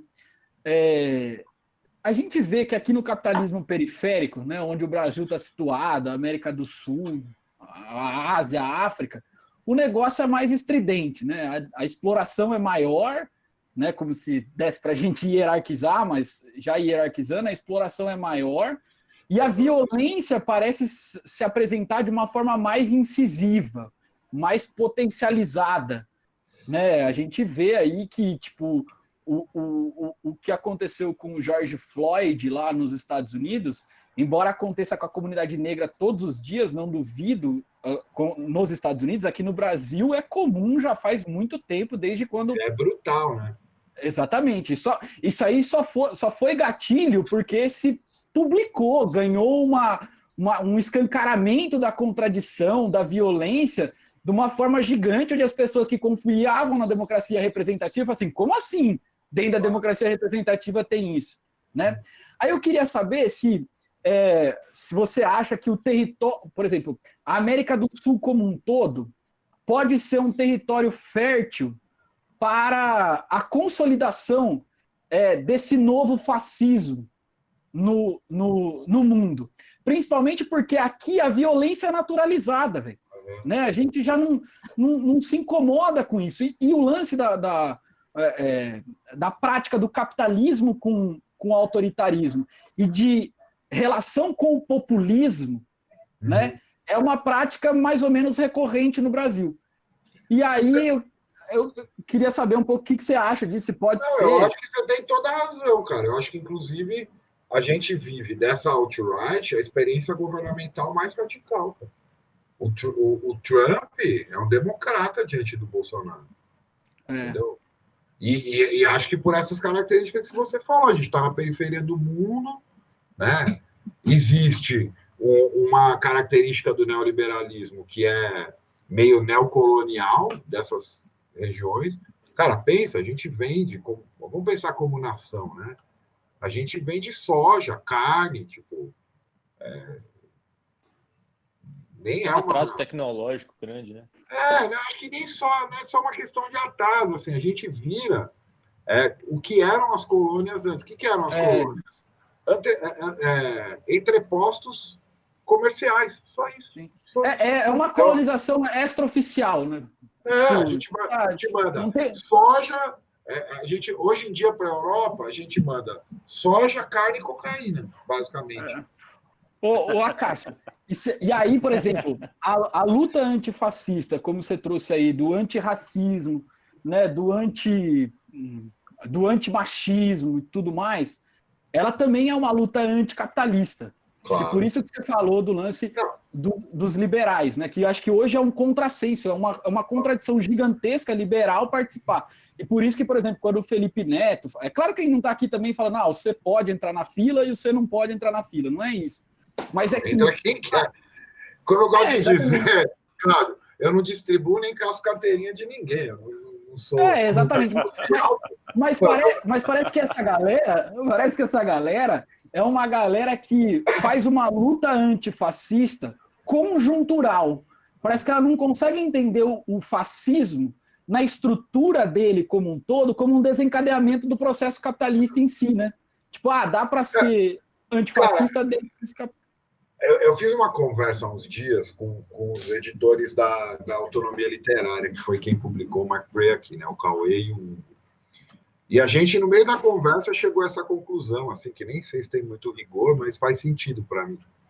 O Benjamin dizia que a revolução era um freio de emergência da destruição capitalista. Ele não era uma outra mudança.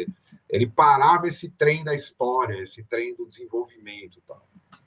E o fascismo, se a gente for pensar assim por analogia, é o freio de emergência dos liberais, entendeu? Quer dizer, quando a coisa degringola da mão deles, eles vão e metem o fascistão lá, porque tem essa coisa que, como eu disse, estava nas elaborações do Mises, estava nas elaborações do Hayek, tem muito a ver.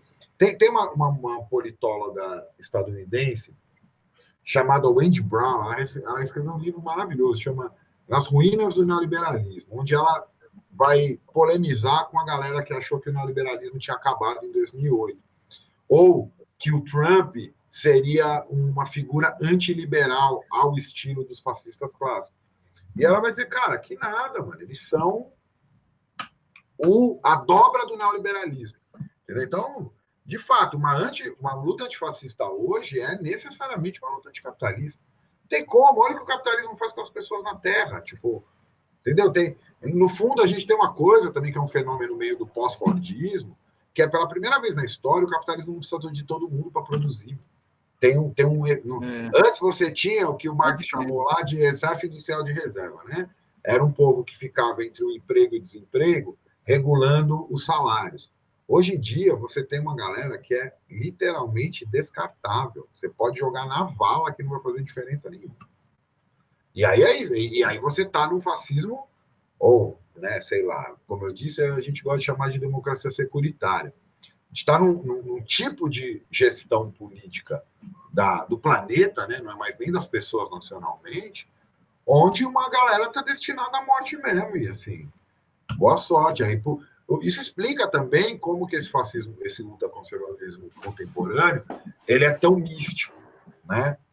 E quando eu falo místico, eu estou falando amplamente, porque todo mundo gosta de falar merda dos pentecostais, que eu também não gosto, enfim, não vou com a cara de ninguém, não. Mas, repare como a gente vive um tempo eivado de misticismo, entendeu? A menininha de ciências humanas que acredita no esoterismo da bruxa que não sei o que lá, é uma relação bastante... Signo, cor... Não, uma relação bastante mercantilizada com as religiões de matriz africana, né? É a própria religiosidade, né, cristã, nas suas várias manifestações, porque, cara, como diz o outro, na situação que a gente vive hoje, só por Deus mesmo, porque, entendeu? Não tem saída. Acho que o grande lance do capitalismo hoje é assim, o que aconteceu? Lá no comecinho dele, ele tinha a América. Aí ele foi lá para a América. Matou, roubou, saqueou, produziu genocídio, etnocídio. É a desgraça toda que criou aqui onde a gente vive. Aí, no ciclo da industrialização inglesa, ele foi para a África.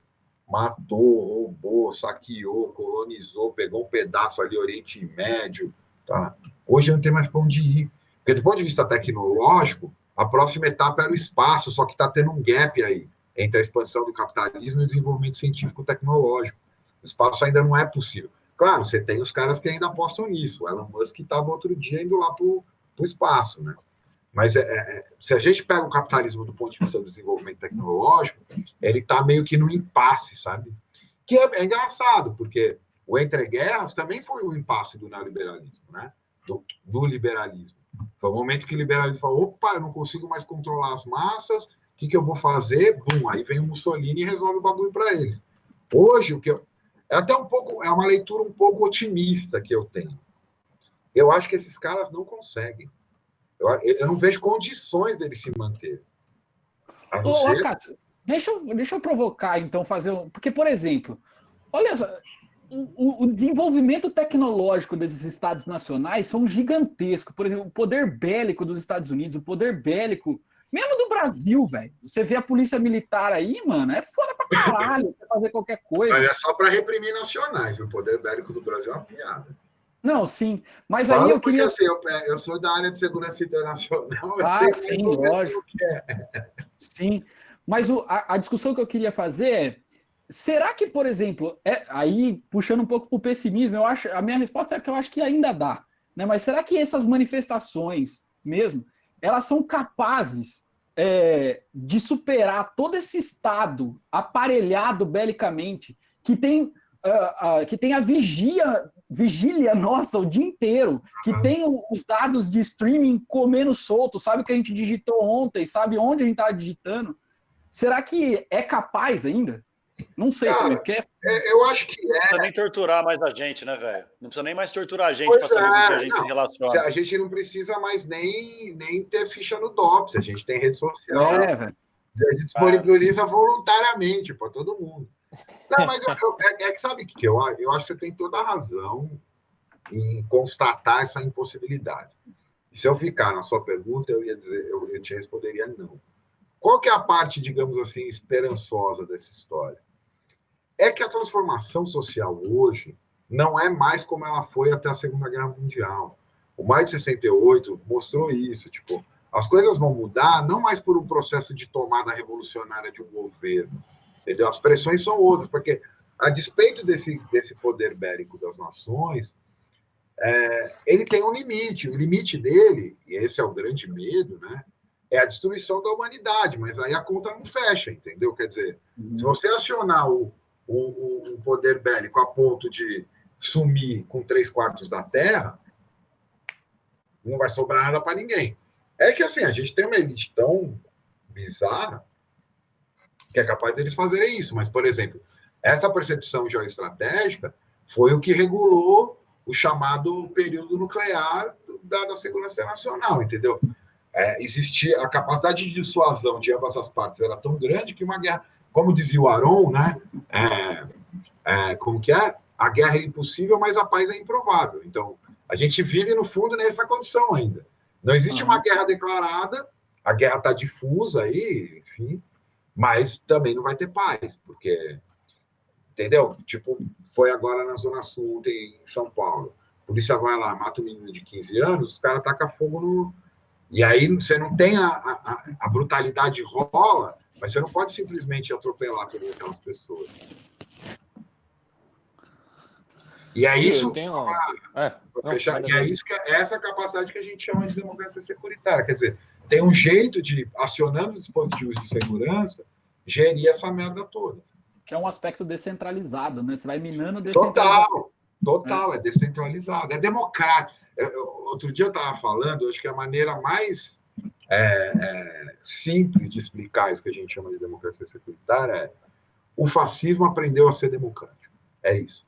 Entendeu? Então, se lá no Entre Guerras ele precisou de um regime ditatorial, um líder, hoje em dia ele consegue cumprir as funções que ele cumpriu naquele momento, naquela crise, para esse momento, nessa crise, sem ser ditatorial.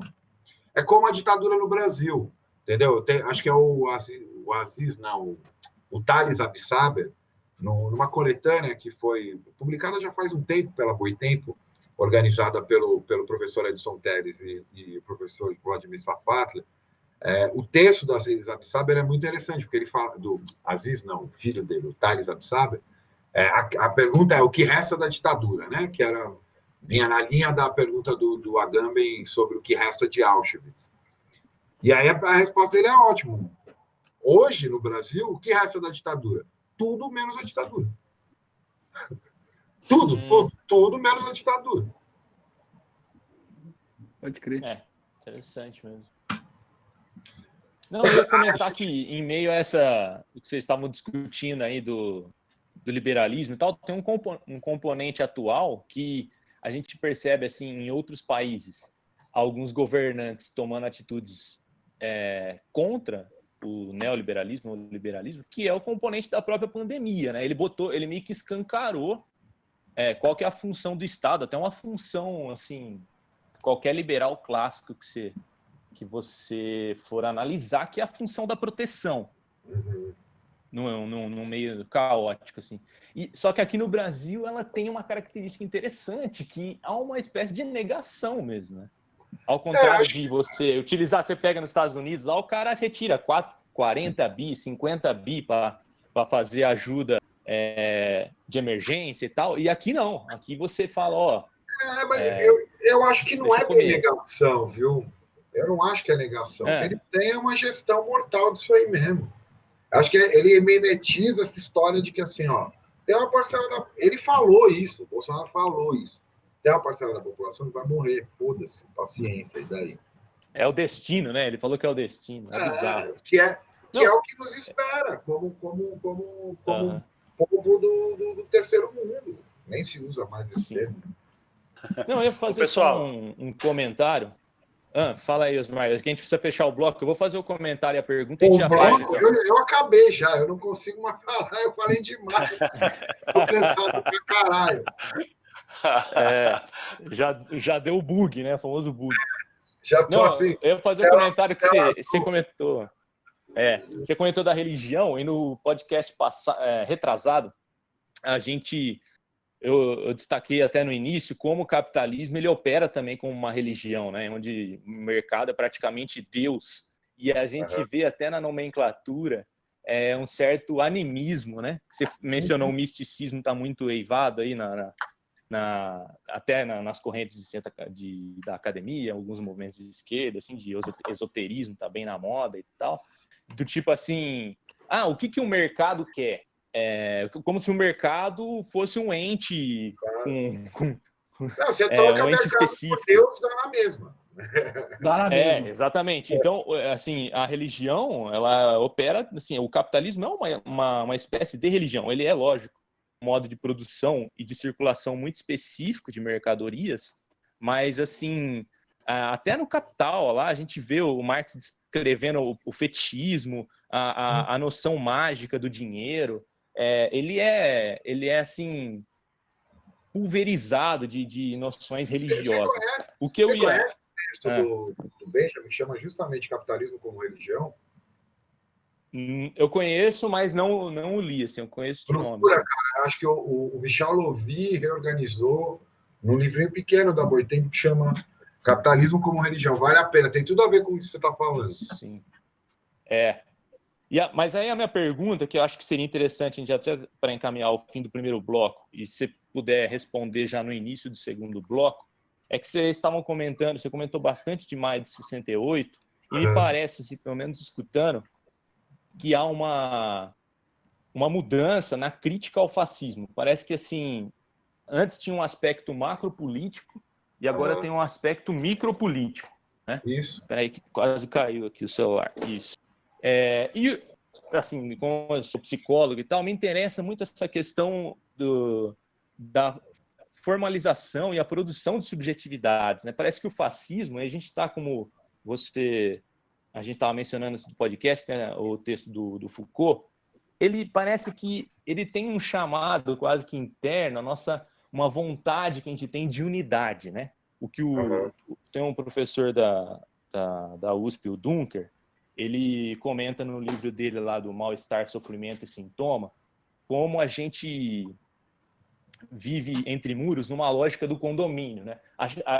Parece que até o conceito de espaço vital do Hitler para justificar a expansão de uma nação pan-germânica, ariana e tal, é muito essa noção assim, que estaremos entre iguais, logo essas diferenças serão silenciadas. Esse tipo de pensamento, ele é muito, a gente vê ele assim até no universo militar, nas escolas, né, na uniformização, nos e tal. condomínios. A gente exatamente, nos condomínios também.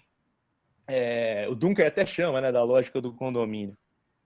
Aí eu fico pensando o seguinte, né, tentando mesclar aí um pouco essa noção psicológica do fascismo, de tentar sempre se enclausurar entre iguais, só que é uma redoma, uma idealização, né? Com como o fascismo se manifesta hoje. Porque quando a gente analisa o fascismo lá da década de 20, de 30, parece que há uma espécie de força repressora oficializada, né? No qual ela não, assim, ela não tem medo de dizer seu nome, para pegar o texto lá que o Safatro fez sobre a esquerda. Aqui também a gente vê a galera saindo do armário mesmo. Mas essa força repressora, né, para tentar legitimar, para tentar impor essa lógica de unidade, de que estaremos entre iguais, vamos expurgar o Brasil e tal, ela se manifesta de maneira muito capilar, muito pulverizada na sociedade.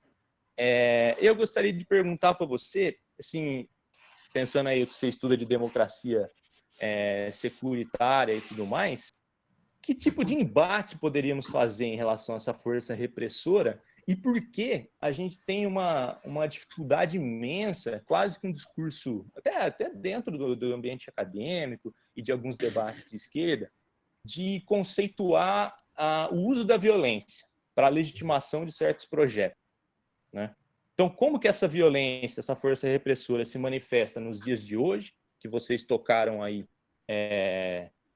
nessa questão da vigilância, dos algoritmos, né, dos streamings e tal, e que contrapoder poderíamos pensar? Porque também tem um aspecto inconsciente psicológico aí. Não, mas, Cássio, antes... Não, fala aí. Não, Rafa, acho que dependendo de como é que a gente vê aí, pode tocar, viu? A gente vai direto e... Cara, eu já tô... O que você prefere? 15 minutos é o máximo. Tá, beleza. Vou responder, aí vocês encaminham pro final, porque eu já tô assim... Beleza. Então tá. Então, beleza. Não, mas essa pergunta é importante. Eu acho que tem uma questão que... Porque, assim, não é só uma questão psicológica, né? O referido prefácio aí do Foucault, a gente tem que lembrar que é um texto, não foi um texto solto, né? É a apresentação que ele faz, a edição inglesa do Antiédipo, do Gilles Deleuze e do Félix Guattari, que chama o Antiédipo Capitalismo e Esquizofrenia. E o que o Foucault sugere é que o livro do Deleuze e do Guattari seria uma espécie de manual de ética não fascista. Né? Por isso que o texto chama Introdução à Vida Não Fascista. No fundo, não seria o texto, o texto do Foucault seria uma introdução à vida não fascista. A leitura do Deleuze e Guattari seria uma introdução à vida não fascista. E aí eu diria que começa por, primeiro, né, admitir que o fascismo, para usar o próprio termo do Foucault no texto, se aloca nas dobras do corpo, quer dizer, o fascismo se manifesta no corpo. E o segundo seria parar de olhar para o caráter, não parar, mas assim, não dar tanta ênfase para o caráter repressivo do poder, mas para o caráter produtivo. Né? Então, por exemplo, o neoliberalismo, ele não é exatamente alguma coisa que nos deixa de fazer algo. Tipo, ele não proíbe a gente de fazer as coisas exatamente. Pelo contrário, o neoliberalismo, inclusive, é bastante receptivo, né? Tudo bem, você tem um conservadorismo, mas, no geral, o neoliberalismo ele é multicultural. Você pode ser gay, pode ser o que você quiser, pode ser o Ben 10, enfim, pode ser o que você quiser. Desde que a sua existência não se coloque como uma ameaça a essa dominação. Então, eu gosto muito da formulação do Foucault, que depois vai aparecer na Wendy Brown, que depois aparece no Dardot Laval e tal, de que o neoliberalismo produz uma liberdade. Né? E essa liberdade está ligada com essa ânsia de competição num sujeito que passa a se ver como uma empresa. Né? Então, é o chamado empreendedor de si. E aí, o que acontece? Bom, se tudo é competição, uma hora dá merda, uma hora dá treta, uma hora a violência explode. E aí é que se você justifica a existência desse aparato securitário. Porque você precisa conter você precisa, quando essa competição degringola para uma disputa de vida ou morte, para uma disputa violenta, você precisa conter essa violência. E aí é muito louco, né? Porque a própria noção de violência, modernamente, ela só cabe ao Estado. Né? O que as outras pessoas fazem. Porque violência designa um conjunto muito grande de atividades. Né? Por exemplo, por que alguém abordar um outro alguém na rua e ameaçá-lo com uma faca, não precisa nem ser um revólver, e roubar é tido como violência? E por que quando um pai de família é mandado embora, isso vira a miséria completa dele e da família dele, e isso não é visto como violência? Então, quer dizer, existe uma valoração moral dessa violência. E acho que aí é o problema, digamos que o fascismo contemporâneo é uma espécie de colateral não esperado dos neoliberais, entendeu? Mas que, embora não seja esperado, ele é plenamente explicável, porque você quer a melhor metáfora da sociedade contemporânea do que o programa, não o livro do George Orwell, o programa Big Brother Brasil. E o que rola ali? São pessoas competindo, onde todo mundo se respeita, todo mundo se ama, você é amigo, você é legal, mas no final só vai sobrar um. E como que vai sobrar um? Eliminando um por um. E essa é a ética do neoliberalismo. É do jogo, né? E aí as justificativas são essas. É o jogo e tal. Então, pensa nisso na vida. Tem hora que tem que eliminar. Então, por exemplo, tem muita gente que aposta, os bolsonaristas que se arrependeram. Eles não se arrependeram de nada. A questão não é se arrepender. Porque é igual agora com o George Floyd, o discurso sobre o racismo. Parece que o racismo é uma falha moral das pessoas. Não, ele é um operativo da sociedade capitalista. Ele precisa recortar biologicamente a população, porque não tem para todo mundo. O fato é esse. E hoje não tem mesmo. Né? Porque não é só uma regulação da escassez. Assim. O mundo está acabando. Tipo, né? Mudança climática, caramba.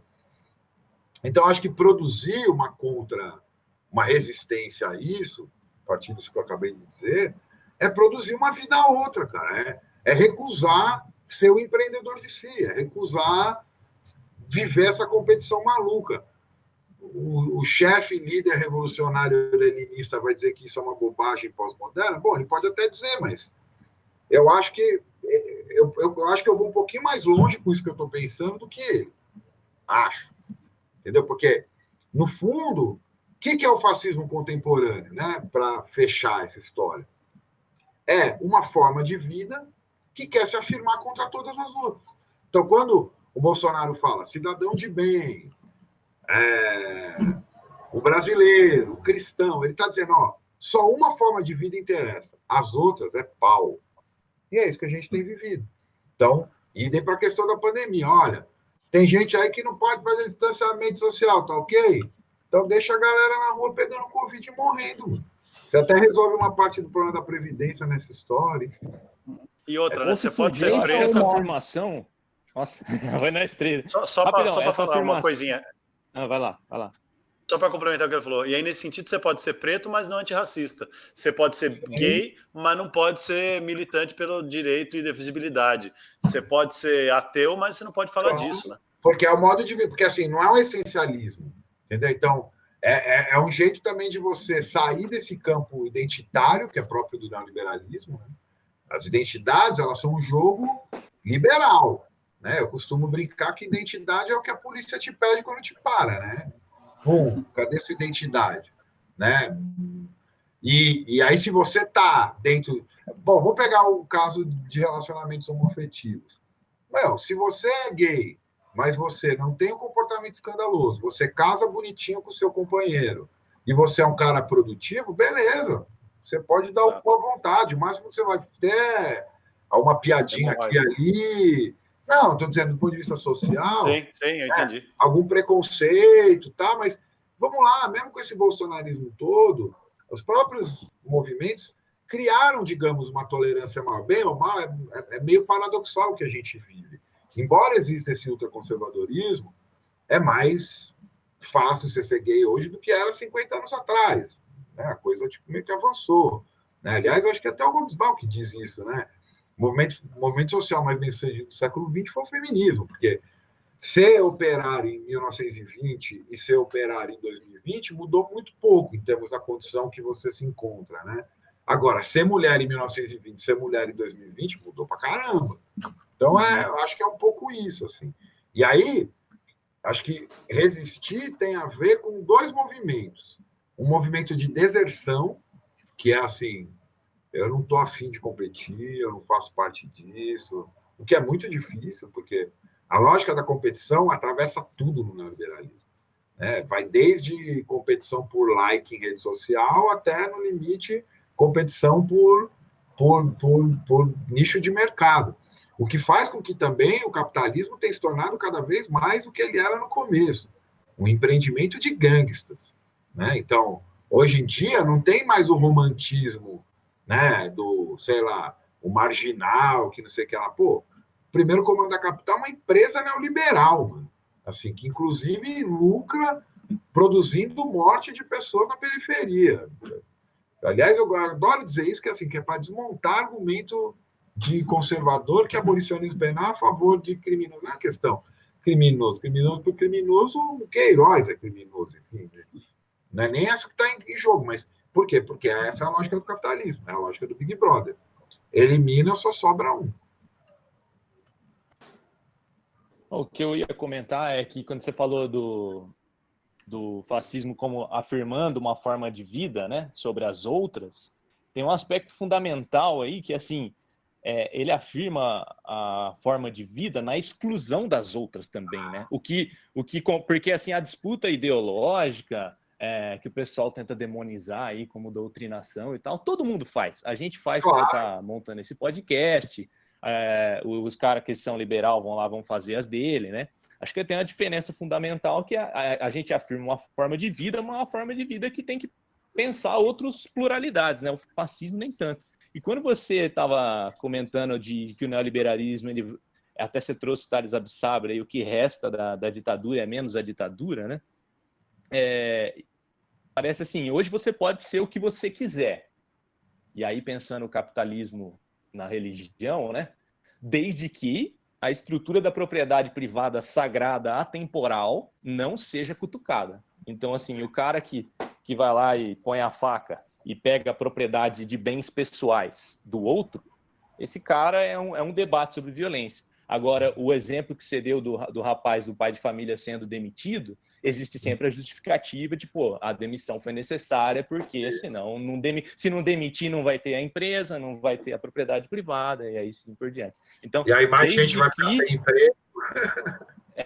Exatamente. Desde que a estrutura sacra religiosa do capitalismo, que é a propriedade privada, não seja tocada, você pode ser o que você quiser no neoliberalismo. Boa, tô contemplado, velho. Certo. A gente faz um outro, a gente marca um outro. Vocês já viram? Vamos encaminhar só a doutrinação? O modo palestrinha aqui é pesado, né? Ativou palestrinha mode on. É um cigarro ali atrás do outro e... É cigarro e café e pau na máquina. Vamos só fazer as indicações então, galera? Vamos, rapidinho. Tá falando para o nosso ouvinte aqui, eu não sei se o Arthur vai publicar lá como se fosse formato de live, né? É que eu tô falando do cigarro que a gente tá vendo um outro aqui na câmera. Somente eu aqui tive problemas técnicos aqui na câmera. Beleza. Tô tipo o Lombardi aqui. E tá só a voz da consciência e do inconsciente. Então, bora lá para o momento doutrinação marxista. Pode começar aí, Acácio. Você que é o nosso convidado especial. Eu tinha falado, mudei, eu vou fazer quase um alto jabá. Porque muitos desses termos que... Pode ser vários também, viu, Acácio? Não tem problema, não. É que muitos desses termos que eu mobilizei aí no final foi publicado no final do ano passado em livro, que é resultado de uma longa pesquisa de 5 anos, coordenada pelo que foi meu orientador no mestrado, doutorado, a vida inteira, o Edson Passetti, e que virou um livrão da editora Edra, chamado Ecopolítica. E é um livro escrito a 10 mãos, né? O Edson Passetti, eu, a Beatriz Carneiro, a Salete Oliveira e o Thiago Rodrigues. E a gente já estava assim, discutindo essa história do que era essa configuração planetária do neoliberalismo num regime que, da perspectiva Foucaultiana, não seria mais uma biopolítica, mas uma ecopolítica. E eu acho que, assim, claro, né, a gente já falou um monte de vezes, o próprio livro do Mark, né, que já deve ter sido citado em algum momento aí, o Manual Antifascista, do Mark Bray. E eu acho que uma coisa interessante para acompanhar também é toda essa produção contemporânea, né, dos antifascistas, que você vai encontrar. Tem um site que chama 1508, que está cobrindo essas riots de rua. Tem um grupo anônimo brasileiro que chama Facção Fictícia, que também produz uma série de coisas nesse sentido. Eu adoro o nome que eles se dão, eles falam que é vandalismo, depredação e análise. Né? Não sei quem faz, mas tem uma produção muito interessante. Tá bom, né? Pra galera ler, aí já tem coisa pra caralho. Tá bom, tá ótimo. Excelente. Muito bom. Quem que vai, Rafa? Manda vocês aí. Eu tô terminando de ver o meu aqui, que eu esqueci o nome do texto. Você quer ir, Osmar? Vai lá. Eu vou indicar 2 livros que são importantes na minha visão, apesar, até em homenagem ao convidado, que não são exatamente da tradição marxista, apesar de ter um diálogo muito, muito bom com isso, é meio que pós-moderno, né, Claudinho? O Boaventura de Souza Santos. Acabou o debate. Que me foi indicado por um professor que eu tive na Unesp de Rio Claro, quando eu tentei cursar pedagogia, o Romualdo Dias, que foi muito valioso para ampliar o meu olhar sobre a realidade e me ajudar a ver outras teorias também para compreender o mundo. E ele me apresentou essa obra do Boaventura de Souza Santos, que se chama Crítica da Razão Indolente contra o Desperdício da Experiência. É excelente porque ele faz um olhar bem crítico e incisivo, de certa forma, até com uma proposta de repensar o próprio lugar do pensamento crítico e a própria dinâmica do pensamento crítico a respeito do que é a experiência da humanidade no capitalismo. E a outra indicação é o Império, aquela volumosa obra do Antônio Negri e do Michael Hart, que tenta também analisar essa quadra histórica que nós estamos habitando, e o Estado-nação, e o neoliberalismo, e a globalização, e esses processos todos identitários e tudo mais se misturam para formar uma coisa que é nova, né? Então, que merece também um olhar novo. Então, é a indicação de hoje. Eu vou fazer uma indicação bem rápida de um artigo da Jacobin Brasil, do Loren Baliorne, que se chama A História Perdida dos Antifas, o Popular Movimento Antifascista. Vale a pena, ele cita o livro do Mark também aqui. Acho que vale a pena dar uma olhadinha aí para quem está com tempo escasso, para mandar ver. Vai lá, Rafa. Chique. Eu ia indicar um texto que... eu não costumo indicar textos que eu ainda não li, mas acabei, pela nossa conversa, acabei mudando e indicado um psicanalista que era anarquista também, o Otto Gross, que foi contemporâneo do Freud. Quem quiser pesquisar mais sobre o cara, fica à vontade, acho que é bacana a história dele.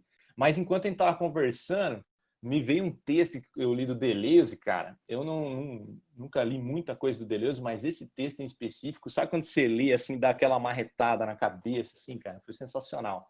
Chama Pós-Scriptum sobre a Sociedade de Controle. É um texto. Seu microfone está desligado, Cássio. Você ia falar alguma coisa aí?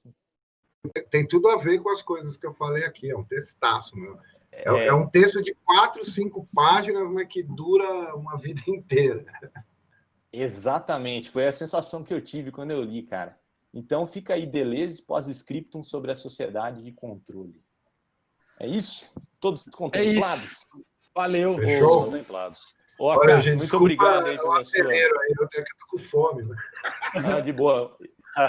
Muito obrigado aí pela sua participação, viu? Não, obrigado vocês, foi ótima a conversa, muito agradável. Vamos combinar outros aí, que acho que a gente tem lenha para queimar ainda. Estou à disposição aí. Tem bastante. Valeu, Claudio. Valeu, um abraço. Valeu, Rafael, valeu, Arthur. Valeu, um abração, gente. Até. Valeu, Acácio. Grande abraço. Até a próxima. Aí, senhores, dá um tchau aí pra galera. Valeu. Um forte abraço para todos vocês. Um beijo no coração. É nóis. Osmar. Falou, minha gente. Abração, beijão. E segura a bronca aí que nós voltamos em breve.